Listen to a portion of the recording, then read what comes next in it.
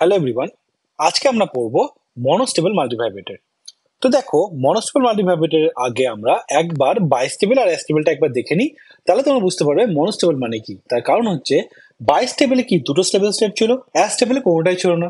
তো আমরা যদি এই দুটোকে মিক্স করতে পারি তাহলে কি পেয়ে যাবো? মনোস্টেবল। দেখো, এখানে তোমরা যেটা দেখতে পাচ্ছ এটা হচ্ছে আমার বাইস্টেবল মাল্টিভাইব্রেটর, তাই না? এখানে দেখো কোনো রকমের ক্যাপাসিটর নেই আমার, তাই তো? তাই এখানে দুটো ট্রিগারিং পালস আছে, VT1 আর VT2। এখানে আমরা নেগেটিভ ট্রিগারিং পালস দিয়েছিলাম। আমার সার্কিটে দুটো যেহেতু স্টেবল স্টেট, তাই যদি আমার আউটপুটটা অন হতো তাহলে ট্রিগারিং পালস না দেওয়া পর্যন্ত এটা অনই থাকতো, দিয়ে আবার যেই ট্রিগারিং দিতাম সেটা আমার অফ হয়ে যেত, দিয়ে আমার এখানে আসলো। ঠিক আছে, আবার যখন ট্রিগারিং অ্যাপ্লাই করলাম তখন সে আবার নিজের স্টেটটা চেঞ্জ করলো, তাই তো? এটা কেন হচ্ছে? তার কারণ দুটোই আমার স্টেবল স্টেট। সিমিলারলি যখন আমরা অ্যাস্টেবল মাল্টিভাইব্রেটর পড়লাম তখন দেখো আউটপুটটা দেখো, একবার হাই স্টেট একবার লো স্টেট এরকম করে মুভ করছে, তাই তো? তার কারণ কি, এখানে আমার কোনো রকমের স্টেবল স্টেট ছিল না, দুটো স্টেটই আমার আনস্টেবল স্টেট ছিল। তাই জন্য মাল্টিভাইব্রেটরটা একবার হাই আর একবার লোতে মুভ করছিল। এটাকে রিল্যাক্সেশন অসিলেটরও বলা হয়। ওকে, তাহলে তোমরা এটুকু বুঝতে পারলে যে অ্যাস্টেবল মাল্টিভাইব্রেটরে আমি কি করেছি, দুটো ক্যাপাসিটর লাগিয়েছি। দুটো ক্যাপাসিটরের চার্জিং ডিসচার্জিং এর জন্য আমার এখানে আউটপুটটা নিজেদের মধ্যে অসিলেট করছিল।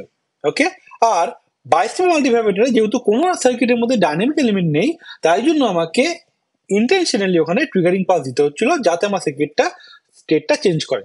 ওকে, এবার তাহলে আমরা দেখব যে মনোস্টেবলটা কি হয়। তাহলে যদি আমরা বাইস্টেবলের থেকে একটা পোর্শন নিই আর অ্যাস্টেবলের থেকে একটা পোর্শন নিই, তাহলে কি দেখতে পাবো? তাহলে আমরা আলটিমেটলি যে সার্কিটটা পাবো সেটা মনোস্টেবল। জাস্ট লাইক ভাবো, বাইস্টেবল মানে কি দুটো স্টেবল স্টেট। আমি যদি এখান থেকে একটা পার্ট নিয়ে নিই তাহলে কি একটা স্টেবল স্টেট নিয়ে নিলাম। আর অ্যাস্টেবলে কি কোনো স্টেবল স্টেট নেই, তো আমি যদি এখান থেকে একটা পোর্শন নিয়ে নিই তাহলে কি জিরো স্টেবল স্টেট। তো ফাইনালি কি তৈরি হবে? মনোস্টেবল তৈরি হবে। তো দেখা যাক সেটা হচ্ছে কিনা। তাহলে দেখো, এই যে দুটো সার্কিট দেখতে পাচ্ছ, এটা হচ্ছে লেফট সাইডে হচ্ছে আমার অ্যাস্টেবল, রাইট সাইডে হচ্ছে আমার বাইস্টেবল, তাই তো? আমরা যদি এবার সার্কিটটাকে হাফ করে কেটে দিই তাহলে সার্কিটটা দেখতে এরকম হবে, তাই না? দেখো, এখানে আমি হাফ নিয়েছি অ্যাস্টেবলের, হাফ নিয়েছি বাইস্টেবলের। এবার আমরা কি করব? এবার আমরা এই সার্কিট দুটোকে জুড়ে দেবো, দেখা যাক কেমন দেখতে হয়। তাহলে আমি এখানে কি করলাম, অ্যাস্টেবল থেকে এই হাফটা নিলাম, এই হাফটা এসছে আমার অ্যাস্টেবল থেকে, আর এই হাফটা এসছে আমার বাইস্টেবল থেকে, তাই তো? তাই দেখো আলটিমেটলি কি তৈরি হলো? মনোস্টেবল। ওকে, তাহলে এবার তোমরা প্রিন্সিপাল অপারেশনটা বোঝো মনোস্টেবল মাল্টিভাইব্রেটরের। ঠিক আছে, দেখো তোমরা অলরেডি জানো যে এখানে অ্যাট এ টাইম একটা ট্রানজিস্টরই অন হবে। ঠিক আছে, যেহেতু এই পোর্শনে কোনো আমার ক্যাপাসিটর নেই, আর দেখো ভিসিসিটা ডাইরেক্টলি এর থ্রু দিয়ে এখানে ডাইরেক্টলি ফ্লো করবে, ঠিক আছে, আর আরবি2 থ্রু দিয়ে এটা ফ্লো করবে। তার মানে কি হবে? তার মানে Q2 ট্রানজিস্টরটা আমার অন হয়ে যাবে। ওকে, যেহেতু Q2 ট্রানজিস্টর প্রথমে অন হয়ে গেল, তার মানে কি লিখতে পারি এখানে আমি? Q2 হয়ে যাবে আমার শর্ট। ওকে, Q2 যদি শর্ট হয়ে যায় তাহলে কি, এটা 0 ভোল্ট হলে এটা আমার কি হয়ে যাবে? 0 ভোল্ট হয়ে যাবে।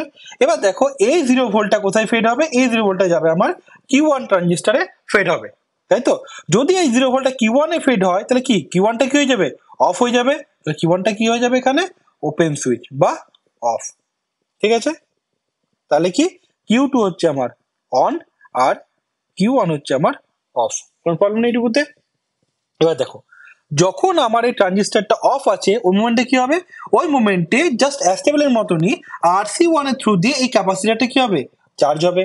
ঠিক আছে, দিয়ে আমার এদিক দিয়ে কারেন্টটা ফ্লো করবে। ওকে, জাস্ট লাইক তোমাদেরকে হয়তো মনে আছে প্রথম দিন আমি তোমাকে পড়িয়েছিলাম যখন অ্যাস্টেবল, তখন এই সার্কিটটা কেমন দেখতে হচ্ছে? ভিসিসি, এখান থেকে আসছে RC1 ক্যাপাসিটর, RB1, তাই তো?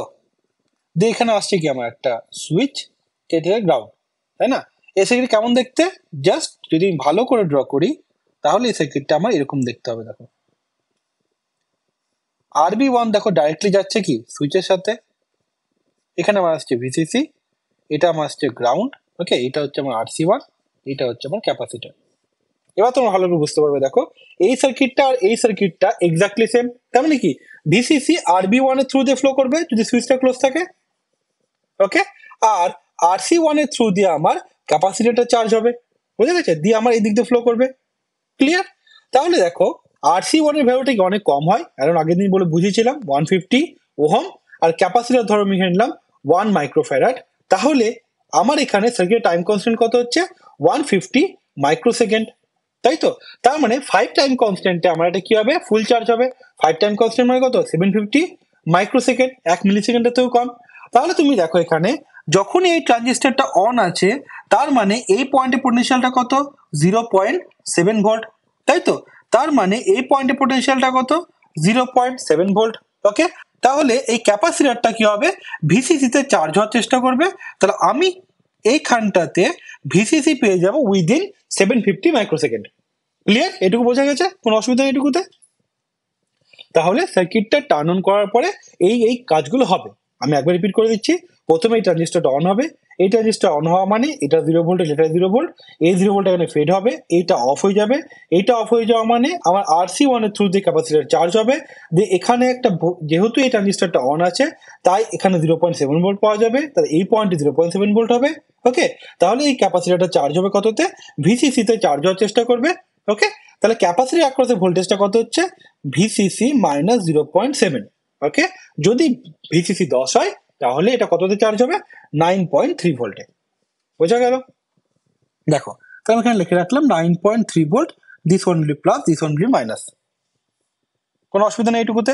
ক্লিয়ার? এবার দেখো আমি কি করলাম, এবার আমি এখানে একটা VT2 তে আমি এখানে একটা ট্রিগারিং পালস দিচ্ছি। ঠিক আছে, আমি এখানে একটা ট্রিগারিং পালস দিব। কি ট্রিগারিং পালস দিব? পজিটিভ ট্রিগারিং পালস দিব। ঠিক আছে, যেহেতু এই ট্রানজিস্টরটা বন্ধ আছে, আমাকে অন করতে হবে। তাহলে কি করতে হবে এখানে?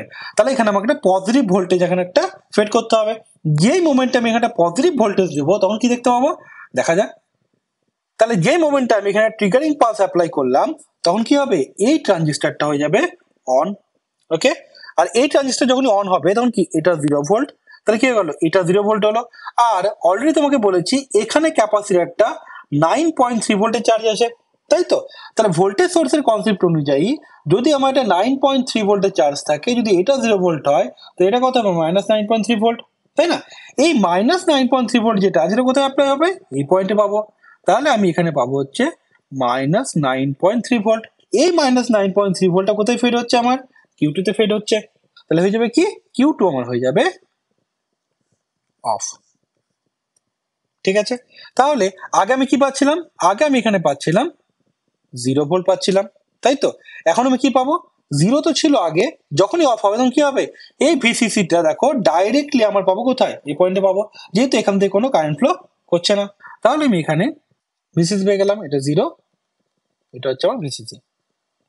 বোঝা গেছে? কোনো প্রবলেম নেই এটুকুতে? এবার দেখো, যে মোমেন্টে আমার এই ট্রানজিস্টর Q1 অন হয়ে গেল, তখন কি হবে? তখন আমার এখানে যে ক্যাপাসিটরটা আছে, সেই ক্যাপাসিটরটা অ্যাস্টেবলের মতনই RB2 এর থ্রু দিয়ে চার্জ হবে।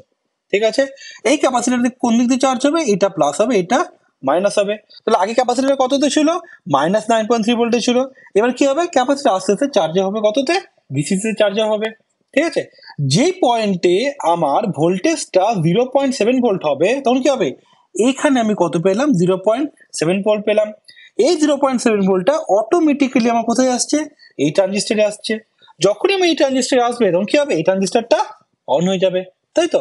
তাহলে আমি যাচ্ছি আবার ওটাতে। এখানে আমি কত পেলাম? 0.7 ভোল্ট। এটা হয়ে গেল এখানে, তাহলে এটা হয়ে গেল অন, তাই এটা হয়ে গেল কি? অফ। তাহলে এটা অফ মানে কি? এটা ওপেন সার্কিট, এটা হয়ে গেল শর্ট সার্কিট, তাই তো? যখন এটা আবার শর্ট সার্কিট হয়ে গেল, তখন কি দেখতে পাবো? তখন দেখো আবার এইখানে RC1 এর থ্রু দিয়ে ক্যাপাসিটরের চার্জ হবে কততে? ভিসিসিতে হয়ে যাবে। আর এটা 0 ভোল্ট, মানে এটা কত হয়ে গেল? 0 ভোল্ট হয়ে গেল।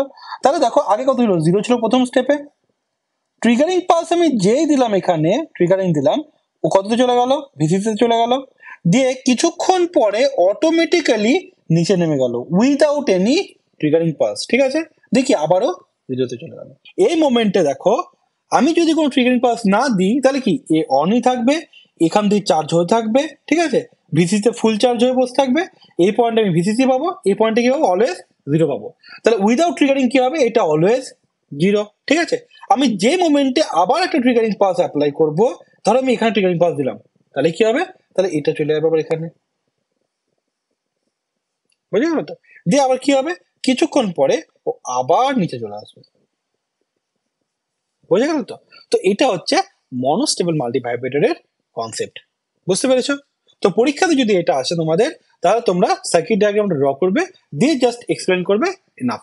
ঠিক আছে, এখানে দেখো আমার এই যে টাইম পিরিয়ডটা আছে অন টাইম কার উপর ডিপেন্ড করছে, এই টাইম পিরিয়ড ডিপেন্ড করছে RB2 আর C1 এর মধ্যে। ফর্মুলা কি হবে, T equal to 0.69 into RB2 into RC1. Okay, so that's all for this video. See you in the next one. Thanks for your time. Please do share this concept with your friends, and if you like this video, please press the like button. It is really means a lot for me. Bye bye.